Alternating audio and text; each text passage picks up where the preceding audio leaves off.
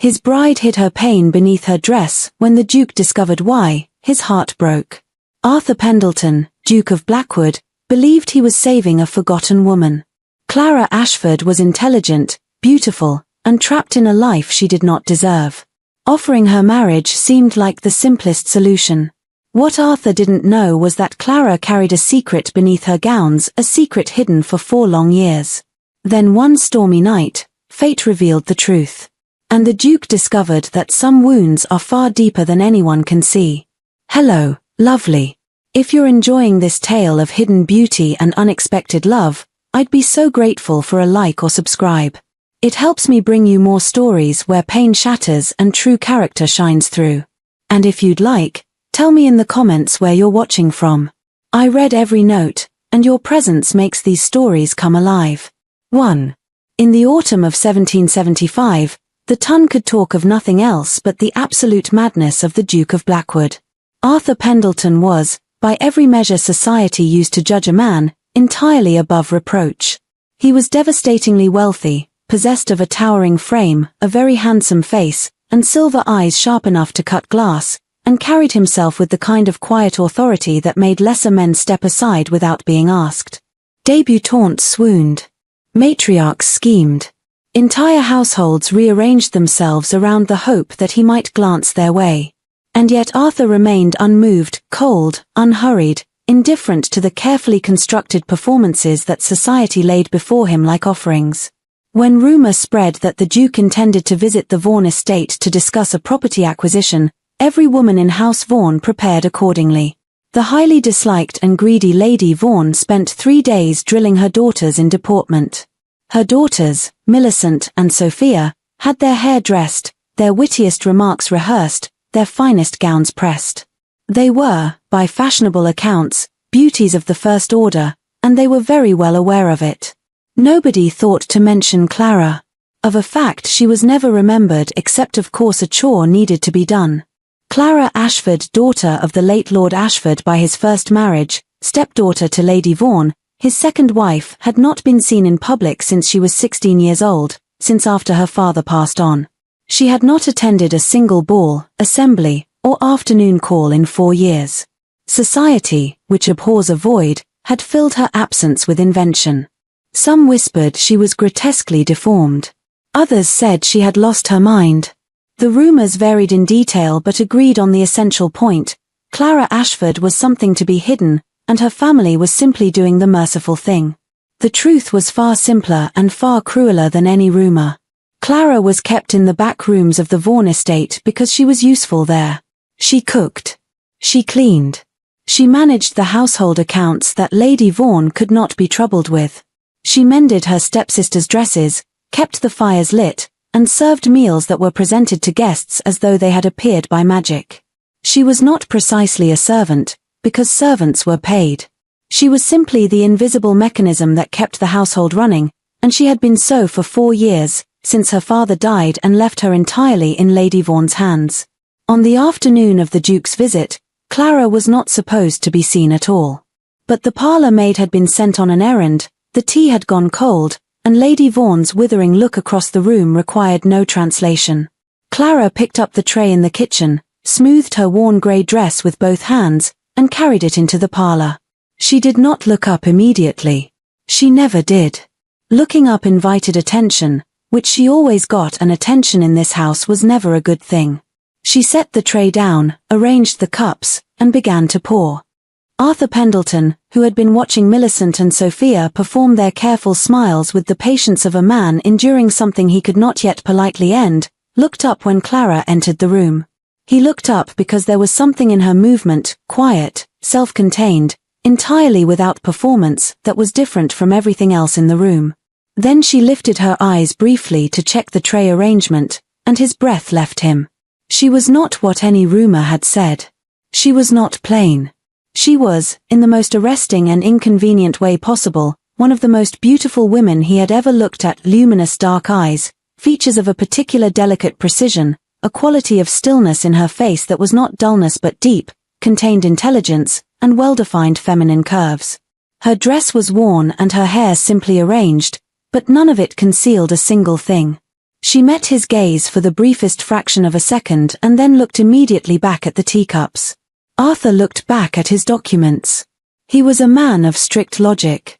A duke being disarmed by a servant girl in a grey dress was not something he had time for. The meeting proceeded. Property deeds were laid across the table. His solicitor pointed out the key clauses. Arthur was mostly listening when the girl, still present, standing at the sideboard with the stillness of someone who has learned that stillness is safer than movement, spoke. "The deed on page 4, she said quietly, directing her words at no one in particular, her eyes on the tray. "The boundary clause in the 3rd paragraph. There is a slight error. The acreage described does not correspond to the land registry reference cited." Silence fell over the room. Arthur picked up the document. He read the clause. He read it again. His solicitor had gone slightly pale. She was right. It was a small, carefully buried alteration, the kind that would have sailed past a hurried review and cost Arthur considerably later. The kind that required both legal knowledge and very careful attention to catch. He looked at the girl in the grey dress, stunned. She was still looking at the tray, her expression perfectly neutral, as though she had commented on nothing more significant than the weather. "Your name," he said. She looked up. A flicker of something crossed her face, the instinct of someone who has learned that being noticed is the precursor to being punished. "Clara, Your Grace," she said. "Clara Ashford." He held her gaze. She did not look away, and that, more than anything, told him something. After the meeting concluded with the deed flagged, the solicitor chastened, and the stepsisters' careful smiles still arranged on their faces like furniture, nobody was using. Arthur made certain inquiries. He spoke to Lady Vaughan privately. He was not a man who dithered. He learnt Clara was one of the daughters of the house and was mostly surprised at how she was dressed and treated, but he wasn't a man who asked questions that did not concern him. He simply thought she'd be very useful as a secretary since she was clearly intelligent and she could help ward off the unwanted attention from the females of the ton and his mother's constant nagging to get a wife, which was becoming unbearable by day, if he married her. Also he could save her from the misery she was clearly in, though he couldn't understand why he felt compelled to do that. Lady Vaughan, presented with a figure that settled every Vaughan debt and then some, agreed with gratifying swiftness that her stepdaughter's situation might be rearranged. He told Clara the arrangement plainly the next morning, in the parlour, with Lady Vaughan absent and the door open. "You will come to Blackwood Hall as my wife in name," he said. "Publicly, that is what you will be, the Duchess of Blackwood. Privately, I have need of a secretary. Someone who can read a fraudulent contract clause and understand what they are looking at." He paused. "You will have your own rooms, your own income, and your own freedom. I am not trading one cage for another. I am offering you a door." She looked at him. "Why?" she asked. "Because no one with your mind should be carrying tea trays," he said. "And because whoever arranged this for you should not be permitted to continue." She was quiet for a long moment. "I accept, Your Grace," she said. She said it the way someone signs a legal document, with full attention and no illusions. What he could not see beneath the grey wool dress with its high collar and long sleeves buttoned tightly to the wrists was the reason Clara Ashford never showed her skin. He would learn that later. And it would undo him completely. 2. Blackwood Hall in autumn was a place of dark mahogany, high ceilings, and fires that crackled pleasantly against the October chill.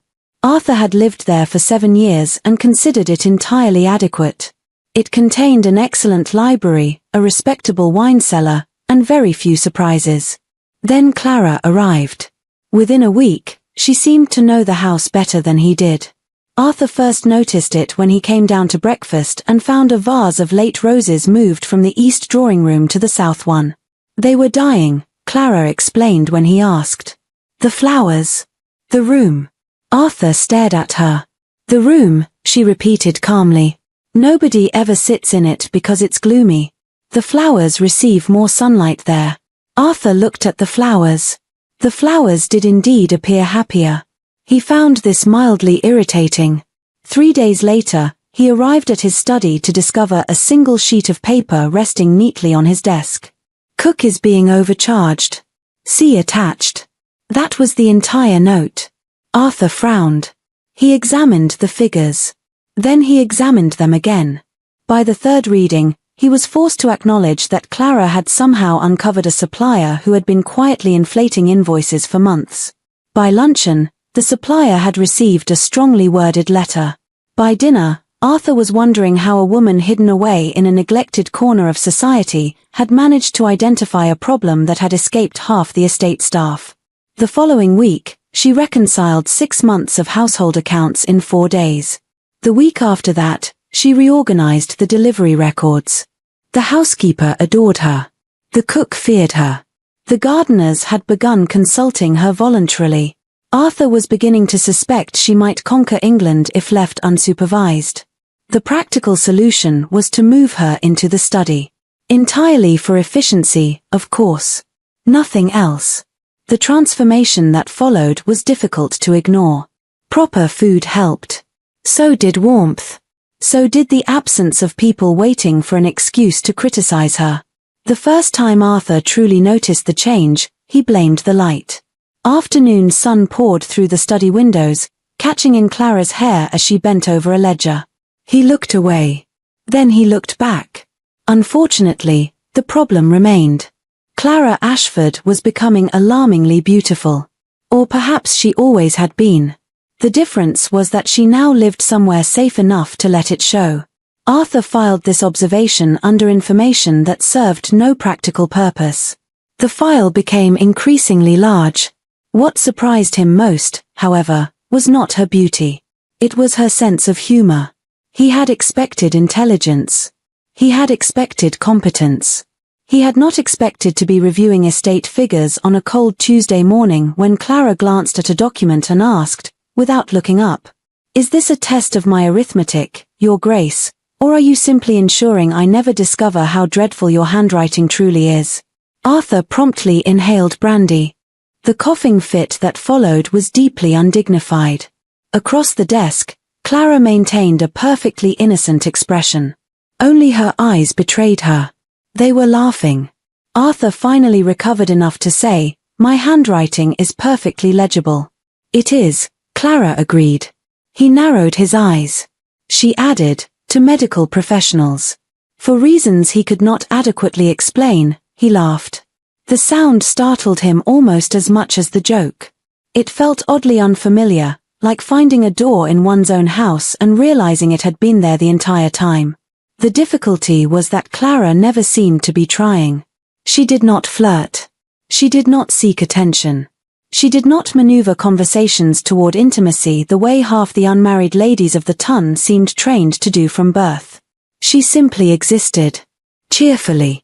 Intelligently. And with such genuine delight in small things that Arthur found himself watching her before he realized he was doing it. One afternoon he entered the library intending to retrieve a legal volume and found Clara crouched beside a bookshelf. A footman stood nearby looking deeply uncertain. "What is happening?" Arthur asked. Clara raised one finger. "Negotiations." Arthur looked down. A mouse looked back. The mouse appeared unconvinced. "Negotiations," Arthur repeated. "We've reached a sensitive stage." The footman nodded solemnly. Arthur stared at both of them. Then he quietly left. When he returned 20 minutes later, the mouse had apparently agreed to relocation. Clara looked pleased with herself, and the footman seemed to have developed profound respect for her diplomatic abilities. Arthur decided not to ask questions. He was beginning to understand that life was simpler when Clara Ashford was allowed to manage things in her own peculiar way. He also discovered he had started finding excuses to talk to her. This realization arrived midway through a lengthy explanation about an estate drainage dispute. Arthur did not care about drainage. He had never cared about drainage. Yet somehow he had spent 10 minutes discussing it. Clara listened attentively. Worse, she asked sensible questions. By the end of the conversation, Arthur cared about drainage. He considered this entirely her fault. The clothing, however, remained a mystery. No matter the weather, Clara dressed exactly the same way. High collars. Long sleeves. Buttons fastened neatly to her wrists. In September it seemed merely conservative. By October, when fires warmed every room in the house, it began to feel deliberate. He mentioned it once over dinner. "You must find Blackwood Hall terribly warm." Clara didn't even hesitate. The English sun is merciless to pale complexions. Arthur accepted this explanation. Several hours later he remembered they were having the conversation after sunset. By then it felt far too late to revisit the matter. So he let it go. Or tried to. He became very busy telling himself that Clara's wardrobe was none of his concern. One morning she caught him staring absently out the window while she was discussing a contract renewal. "Your Grace," she said kindly, "if the oak tree outside is participating in this negotiation, I feel I should be introduced." Arthur turned back. Clara was studying her papers with remarkable concentration. The corner of her mouth, however, had betrayed her. He felt the room grow warmer. Which was absurd. It was October. By the end of the second month, Arthur was honest enough to admit what he had known for weeks. He was in very significant trouble. 3. The storm arrived just after dusk. Arthur heard it long before he looked up from the correspondence spread across his desk. Rain rattled against the windows. Wind moved through the chimneys with a low mournful sound. Somewhere deep within Blackwood Hall, a door slammed hard enough to make the candles flicker. Outside, autumn was doing its best to tear the countryside apart. Inside, Arthur was attempting to survive a boundary dispute. This was proving surprisingly difficult. Estate maps covered nearly every available surface in the study. Letters, surveys, tenancy agreements, and legal opinions had spread across the room like an invading army. Across the table, Clara appeared entirely unbothered by the chaos. She leaned over one of the maps, one hand resting lightly on the parchment as she followed a faded line of ink along the edge. A loose curl had escaped from her carefully pinned hair. Arthur had noticed it 20 minutes ago. This was unfortunate. "The tenant's claim is weak," Clara said. Arthur dragged his attention back to the map. "How weak?" She tapped a point near the bottom corner. "The original survey is clear. The boundary marker is here." Her finger moved. "The tenant knows that. Then why argue?" Clara glanced up. "He is hoping you're rich enough to find being right inconvenient." Arthur laughed. "A reasonable assumption. Foremost dukes." "Foremost." She nodded. "You spent 4 hours this week investigating a tenancy dispute worth less than £50. That sounds excessive when you say it aloud." It was excessive. "I prefer thorough. You prefer paperwork." Arthur considered defending himself. Unfortunately, she was correct. Again. "I begin to suspect employing you was a strategic mistake." The corner of her mouth lifted. "I've suspected the same for weeks." Arthur shook his head. "You have become alarmingly confident. You keep proving me right. It encourages bad habits." He laughed despite himself. The sound mingled with the storm outside.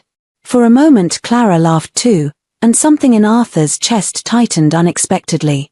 The trouble with Clara was that she never seemed to realize what she was doing to him. She simply existed. And somehow that was worse. She returned her attention to the survey. A few moments later she frowned. "I believe this surveyor actively disliked the letter G." Arthur looked over. "What?" She pointed to the annotation.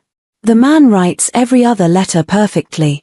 Then he reaches a G and appears to lose faith in civilization." Arthur stared at the document. To his annoyance, she was right. The letter looked as though it had been drawn during an earthquake. He laughed again. Clara smiled. The room suddenly felt smaller. Or perhaps warmer. Arthur wasn't entirely sure. The fire crackled behind them. Rain pressed steadily against the windows. The storm seemed impossibly far away.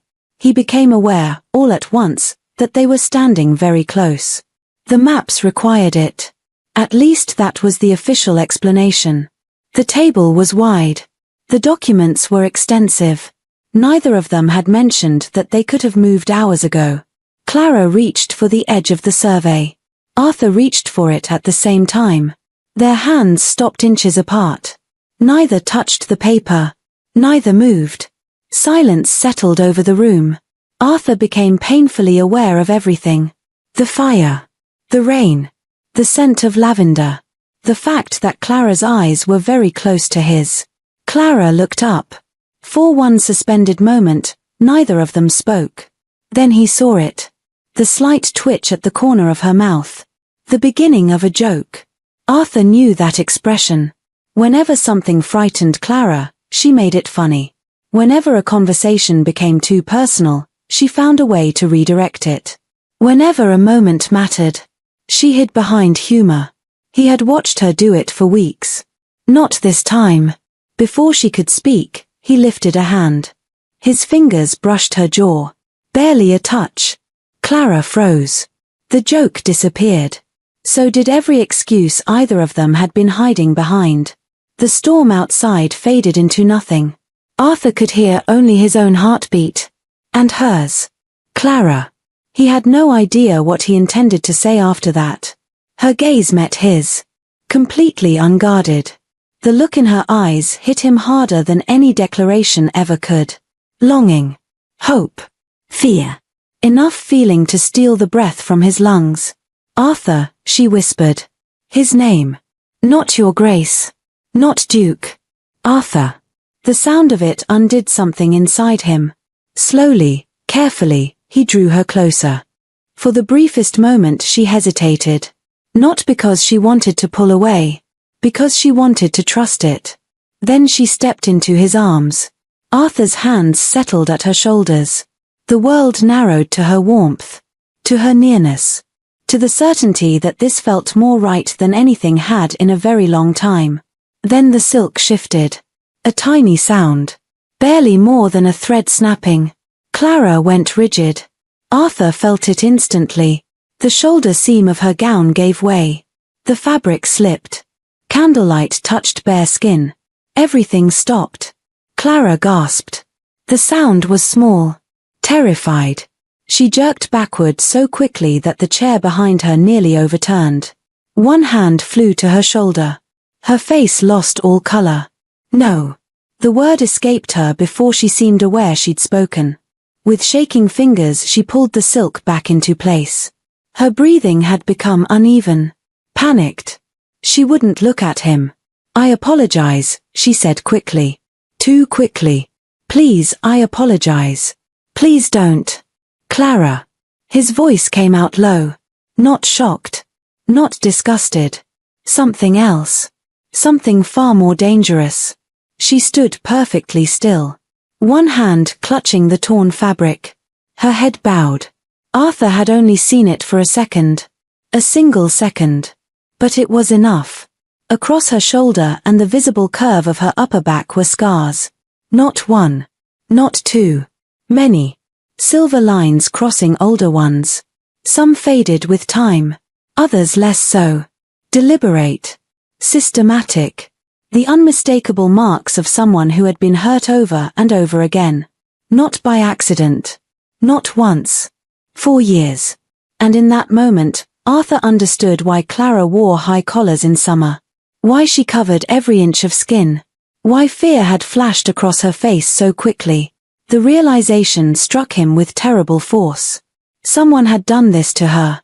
Someone had done it on purpose. And judging by the look on Clara's face, she fully expected him to turn away. 4. The study fell silent. Not completely. The storm still battered the windows. Rain drummed against the glass. The fire crackled softly behind them. But neither of them seemed to hear any of it. Clara stood frozen. One hand gripped the torn silk at her shoulder so tightly her knuckles had gone white. She still wasn't looking at him. I apologize, she whispered. The words came out automatically, as though she had spoken them 100 times before. Please. I apologize. Arthur's chest tightened. She was apologizing. Not because she had done anything wrong. Because she had been seen. Clara. She flinched. The movement was small. Almost invisible. Arthur wished he hadn't noticed it. Look at me. She shook her head. For a moment he thought she might refuse. Then, slowly, she turned. The pride in her nearly undid him. Her eyes were bright with unshed tears. Her chin remained lifted, as though she had decided long ago that if people were going to hurt her, they would at least have to do it while she stood upright. Arthur let her look at him. Really look at him. He needed her to see there was no disgust in his face. No pity. No revulsion. Only heartbreak. Something shifted in her expression. Not relief. Not quite. But the terrible certainty she had arrived with seemed to loosen slightly. Then, before he could think better of it, Arthur dropped to one knee. The movement surprised both of them. Clara stared. So did Arthur, briefly. He had not planned to kneel. Yet standing suddenly felt impossible. He was a duke. People bowed to him, kneeled to him, moved aside for him. And all he could think was that Clara Ashford had spent years being forced to make herself smaller for people who did not deserve the courtesy. So he stayed where he was. He took her free hand carefully, as though it were something precious, as though it had not been treated nearly carefully enough. Who did this to you? His voice was quiet. The fury beneath it was not. Clara stared at their joined hands. For a long moment she said nothing. When she finally spoke, the words seemed dragged from somewhere deep inside her. My stepmother. Arthur felt something cold settle in his chest. Lady Vaughan? Clara nodded. Sometimes Millicent. A pause. Mostly when Lady Vaughan wasn't there. Arthur closed his eyes briefly. The room suddenly felt too small. Too warm. Too full of things he could not yet afford to feel. How long? After my father died. Her voice cracked. 4 years. 4 years. The words echoed through his head. 4 years. 4 years of dinners. 4 years of servants. 4 years of guests. 4 years of people looking directly at her suffering and seeing absolutely nothing. Because they had not bothered to look. Arthur rose slowly. Clara tensed. The reflex broke something inside him. Not because she feared him. Because fear had become instinct. Carefully, he touched the silk gathered at her shoulder. She went still. Then he bent his head and pressed a kiss against one of the scars. Just once. A quiet gesture. Nothing more. The sound Clara made was small. Not quite a sob. Not quite a breath. More like the sound something makes when it has carried too much weight for too long and is finally allowed to set part of it down. They told society I was too ugly to be seen. The words came out unevenly. They said it was kinder that way. Arthur looked at her. She laughed once. The sound was awful. Broken. If people believed I was ugly, they wouldn't ask questions. Her eyes filled. So they stopped asking. She swallowed hard.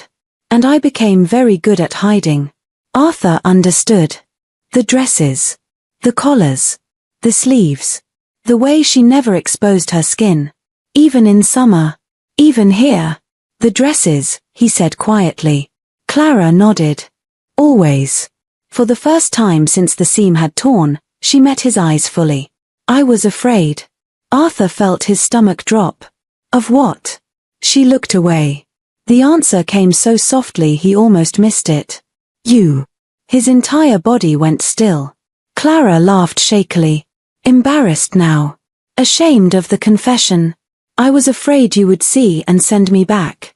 Arthur stared at her. For a moment he genuinely thought he had misheard. Send you back? She nodded. To them. The room became very quiet.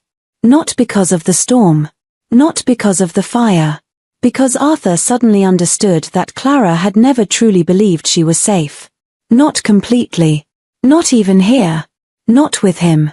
The realization hurt far more than he was prepared for. Clara. She looked up. I need you to listen very carefully. Something in his voice made her still. You are not here because I pity you. Her breath caught. You are not a responsibility. He took a step closer.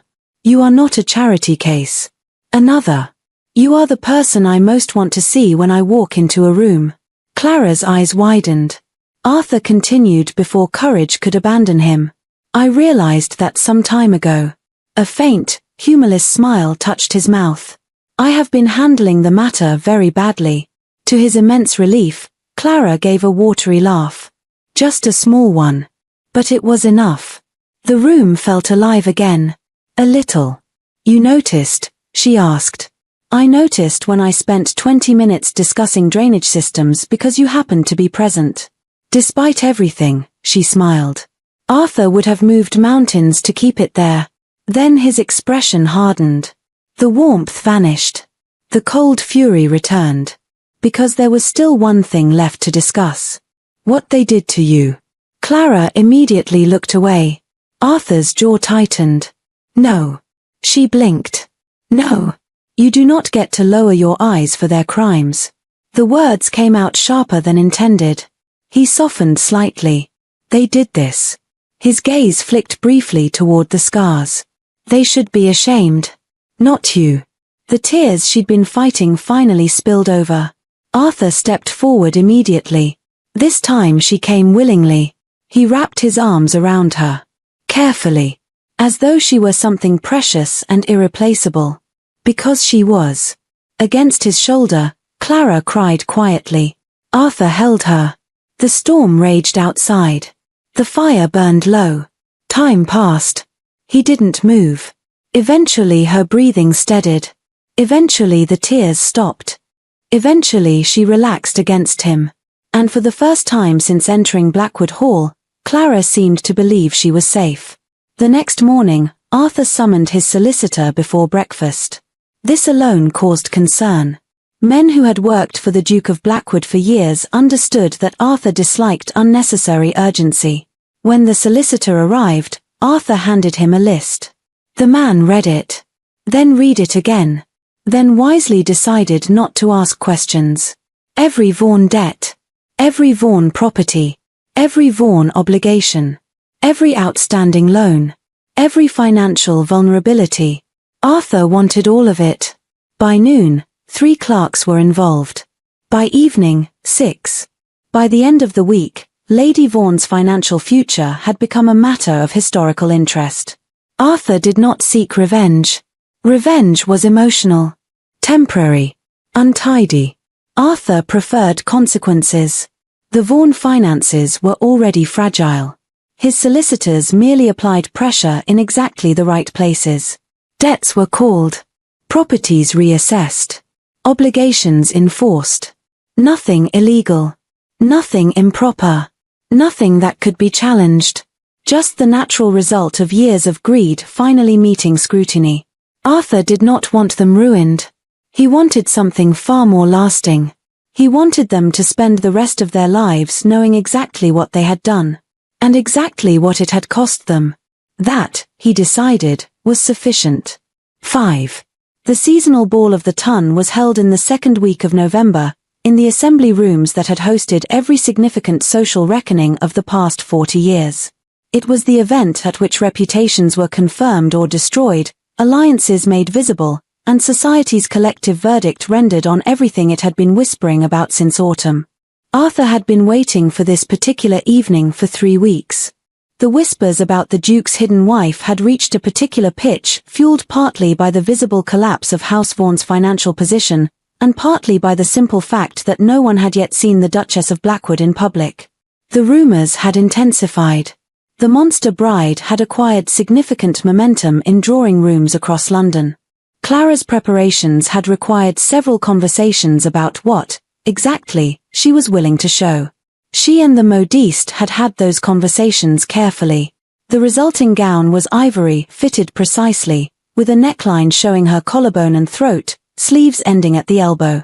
The back was a deliberate choice. It dipped low, showing the upper portion of her back, where the scars were visible in certain lights. She had chosen this herself. He had not suggested it. She had told him 2 days before the ball, with the expression she used when she had reached a conclusion she would not revisit. I am not hiding anymore, she had said. Not for them. Not for anyone. He had looked at her for a long moment. All right, he said, and meant it entirely. The herald did his job. His Grace, Arthur Pendleton, Duke of Blackwood, and Her Grace, Clara Pendleton, Duchess of Blackwood. The doors opened. The room went silent. Not a polite pause, a complete, involuntary stillness. Champagne glasses held mid-raise. Sentences stopping on their second word. Every head turning at once with the unanimous quality of weather. Standing in the doorway beside Arthur was Clara, and she was, in the plain and irrefutable terms of the evidence before 200 assembled members of the ton, extraordinary. Not extraordinary in the careful, constructed way of women prepared for visibility their entire lives. Extraordinary in the way of someone who had simply stopped permitting anyone else to decide what she was allowed to be. Her posture was exact, her face warm and present and entirely clear, the ivory gown lit by the chandeliers, the scars on her back visible to anyone standing at the right angle and entirely unbothered by being so. The silence held for several seconds. Then it broke, a collective release, half gasp, half the sound of 200 people simultaneously needing to say something to the nearest person. Arthur walked her into the room at an unhurried pace. He watched the faces, because the faces were the point. He found, among them, the ones he had been looking for. Lady Vaughan stood near the east wall with Millicent and Sophia, and all three had gone the colour of people who understand that the world has rearranged itself in a direction they cannot recover from.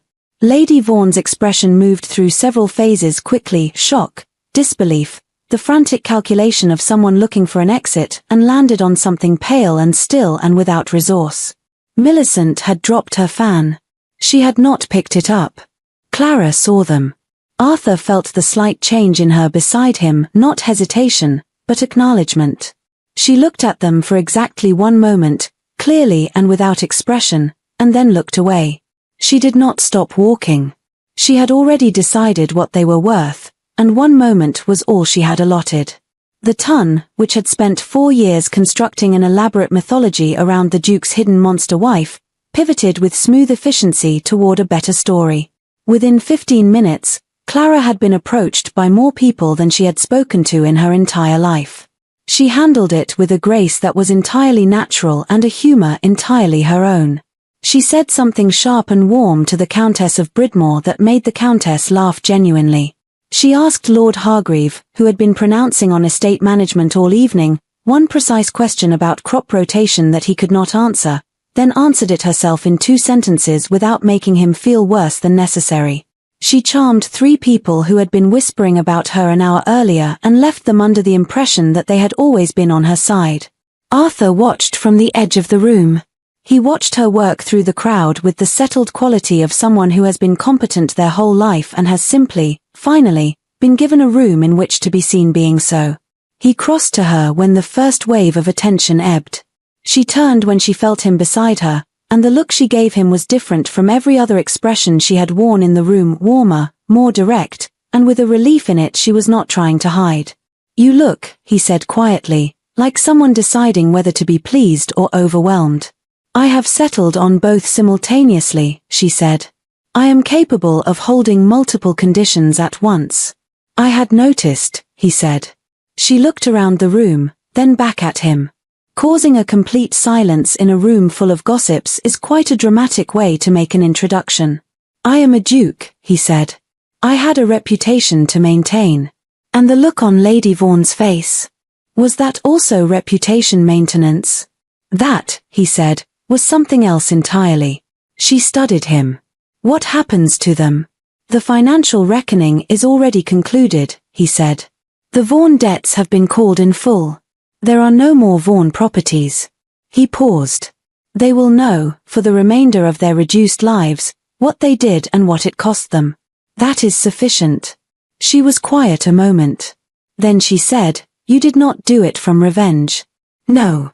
You did it because you felt responsible," she said. "Because you were in that parlor and did not see it." He looked at her.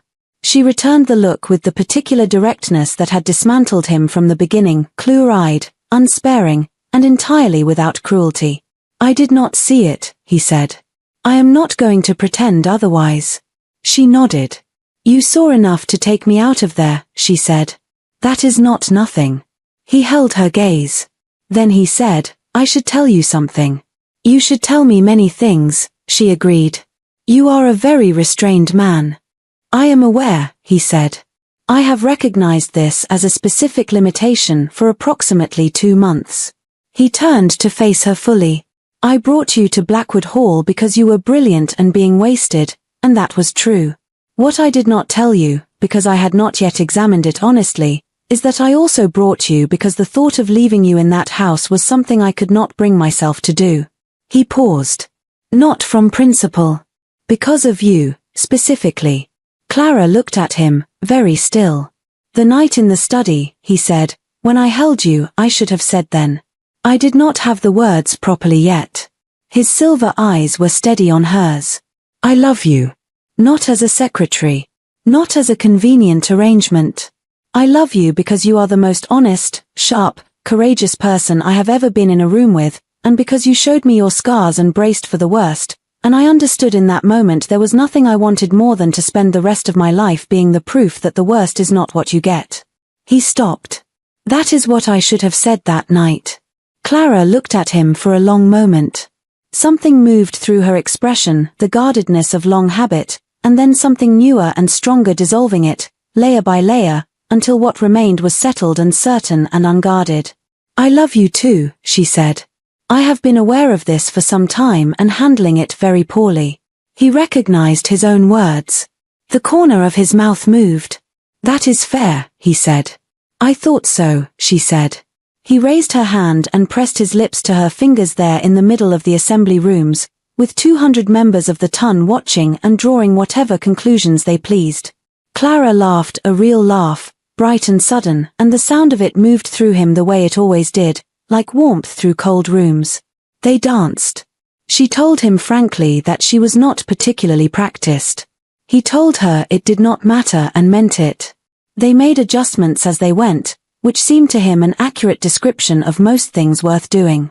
Later, when the carriages were called and the assembly rooms slowly emptied and November's cold received the departing guests in quiet handfuls, Arthur and Clara rode back to Blackwood Hall in the particular silence of two people who have said what needed saying and are now in the comfortable aftermath. She had her head slightly turned, watching lamplight move past the carriage window. He was watching her. The gown, he said. Showing your back. That was for you. Not for them. She turned. It was for me, she said. And also a little for me as seen by them. Which is still for me. She paused. I spent 4 years covering something that was their shame and not mine. I decided I was finished with it. Yes, he said. Your face, she said. In the study. When you saw. That was the first time I understood it might be finished. She looked at him steadily. You went to your knee. A duke, on his knee on his own study floor. I had been hiding something for 4 years because I believed it made me less. She held his gaze. You were on your knee in 30 seconds. Arthur said nothing.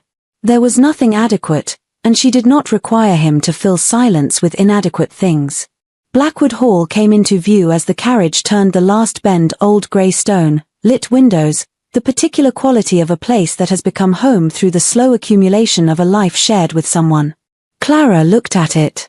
He looked at her looking at it. Are you all right? He asked. She turned.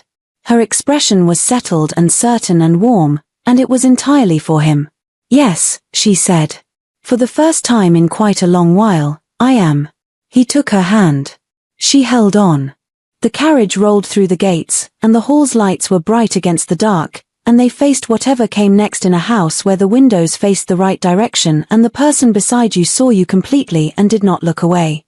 Clara Pendleton, Duchess of Blackwood, decided, as the footman opened the door and the cold night air came in clean and sharp, that this was more than she had been promised and more than she had allowed herself to hope for. It was, she thought, everything. If you rejoiced when the Duke protected his hidden Duchess, you will absolutely love the story of how Daphne saved her dying Duke, right here.